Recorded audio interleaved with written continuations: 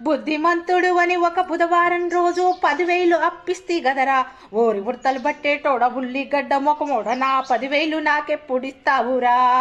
సోపతి ఉంటివి ఆపతి అంటివి ఊరెనక చెరువు నాదే అంటివి ఊరి ముందట పొలం నాదే అంటివి అప్పు ఇచ్చిన తర్వాత తెలిసే ఏది నీది కాదని అబద్ధాలెన్నో ఆడితివి నా 10,000 నాకెప్పుడిస్తావురా ఓరి చిప్ప కళ్ళోడ అన్నడ్డి ముక్కోడ నా 10,000 నాకెప్పుడిస్తావురా